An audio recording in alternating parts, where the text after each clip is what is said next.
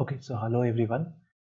So in this session, we will look at the method to estimate integrals. So last time we saw the trapezoidal rule, then we will look at the Simpson's one-third rule. So let us first prove this small exercise. So,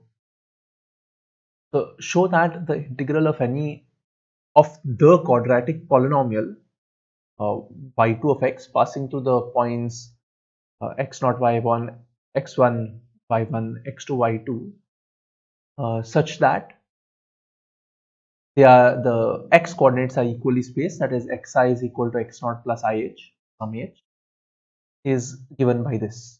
Okay.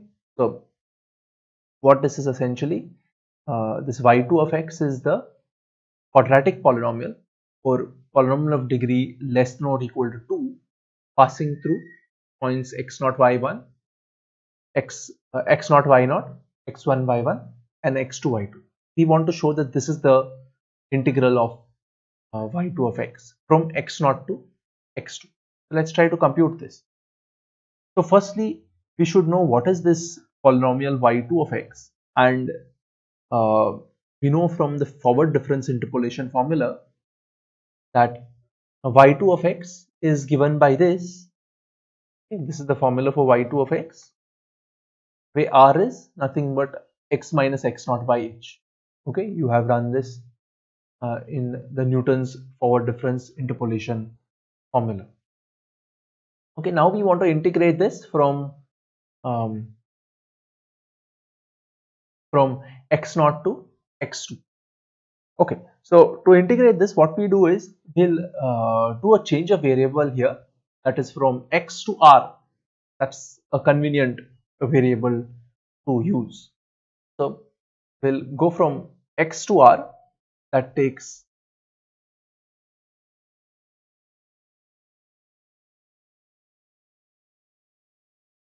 okay. So yeah, so this is a convenient variable to use.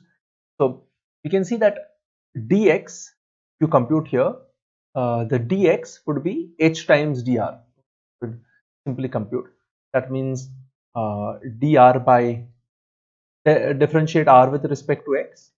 What we get here is 1 by h times 1 by h, because the derivative of x minus x naught is 1 with respect to x.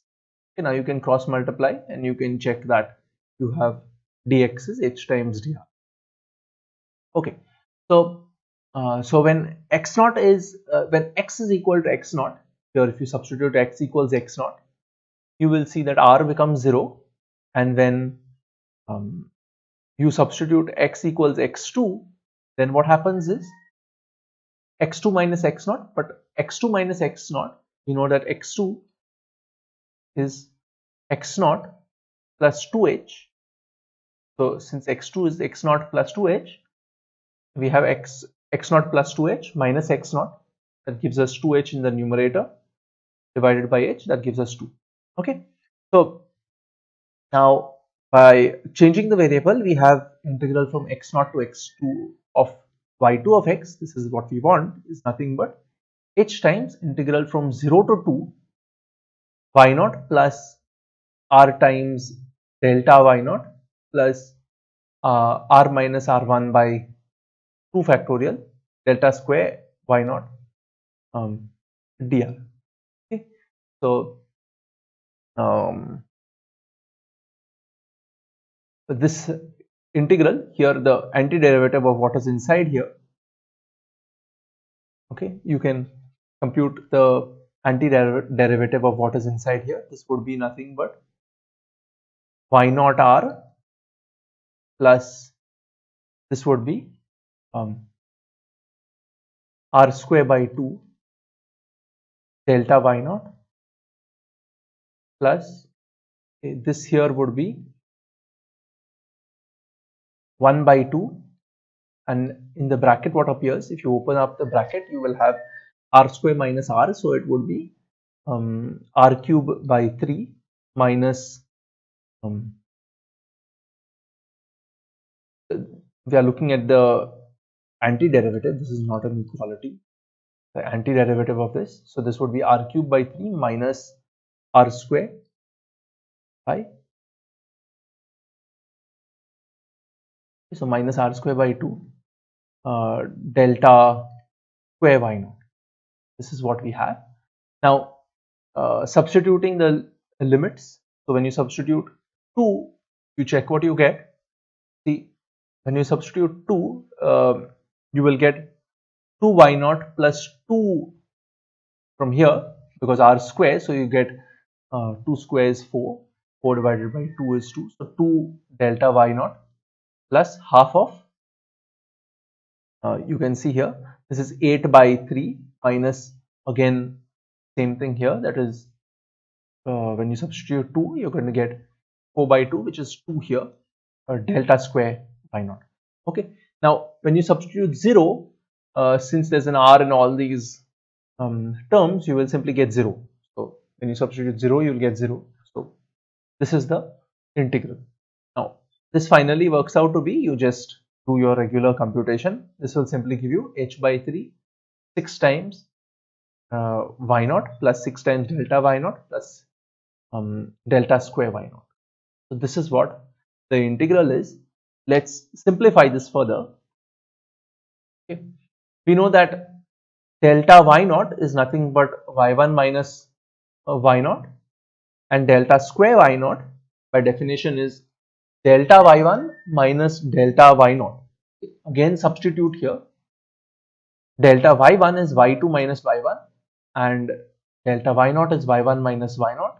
Then you have here y naught minus 2y1 plus y2. Okay, now substitute these in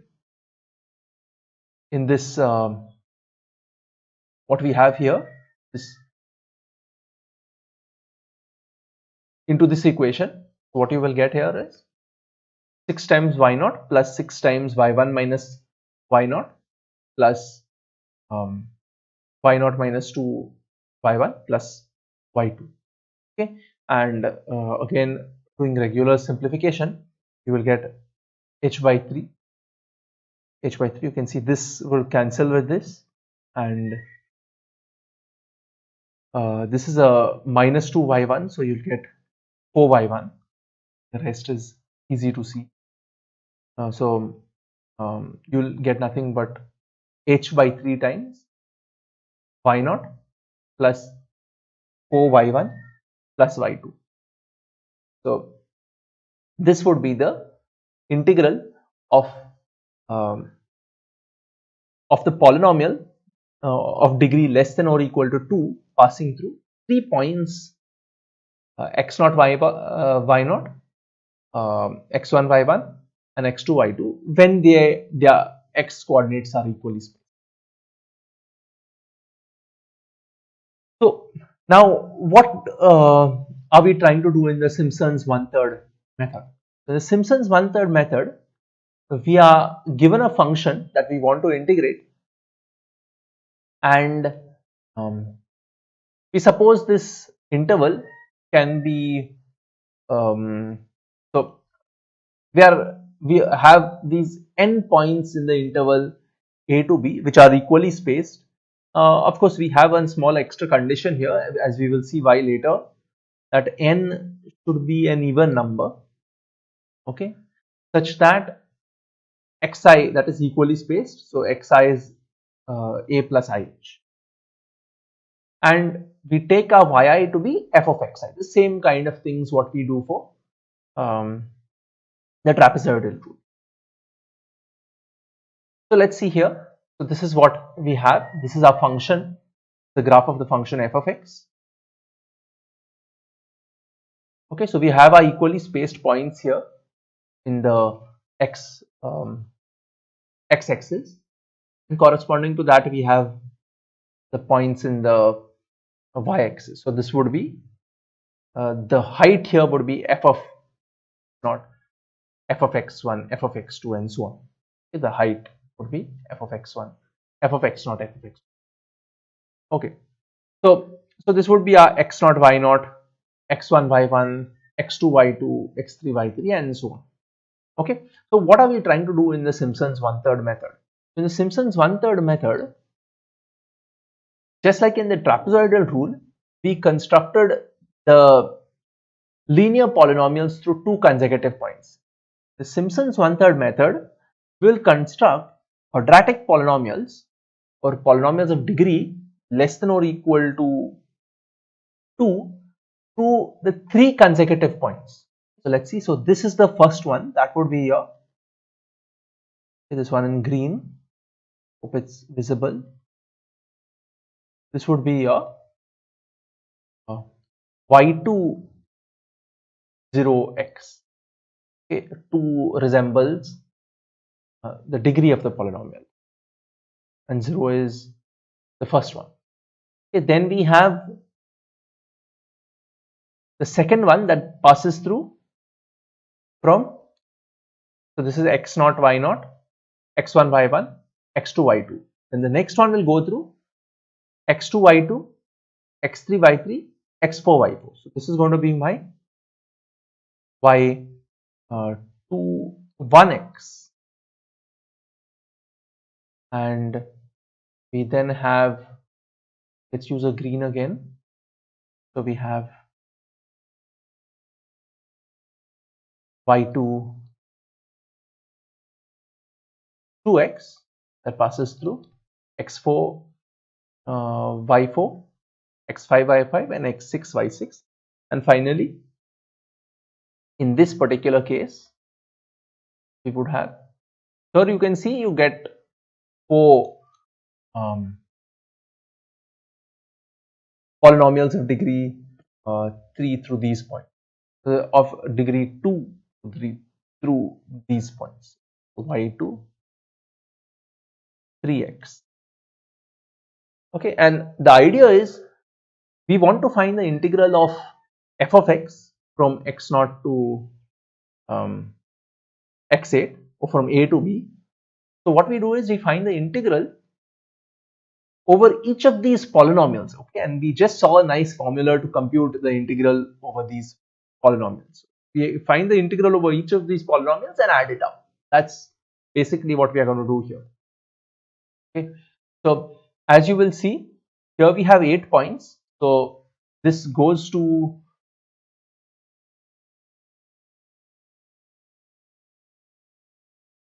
this is not,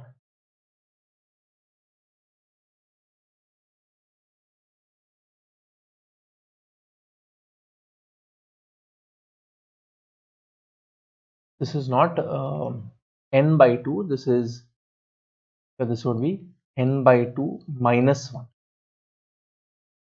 because we are starting with 0, so this is going to be n by 2 minus 1.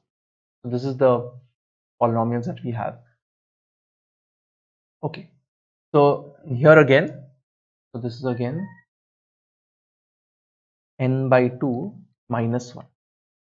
Okay, so so the integral would be the sum of these integrals, which is h by 3. Now using the formula which we computed, this would be y0 plus 4y1 plus y2, and this integral would be h by 3. I have taken the h by 3 common out for all the integrals. This would be, since this passes through y2, x2 y2, x3 y3, and x4 y4, this would be y2 plus 4 y3 plus y4, and finally this one would be yn minus 2 plus 4 times yn minus 1 plus yn. Okay, now let's have a look at what this formula is going to do. Notice that whenever these i's are odd, right, we are going to have 4 multiplied to it. So so y0 and yn are added just once, so that comes here.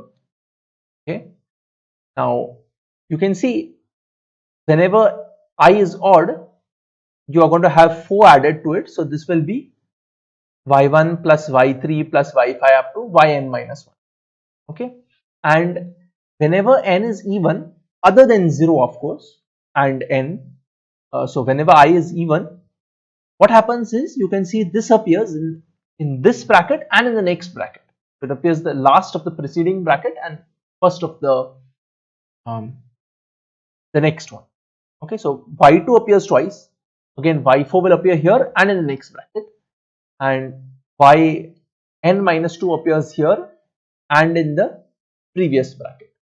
Okay, so to these, when I is even, they're going to be added twice. So 2 times y2 plus y4 plus y6 up to yn minus.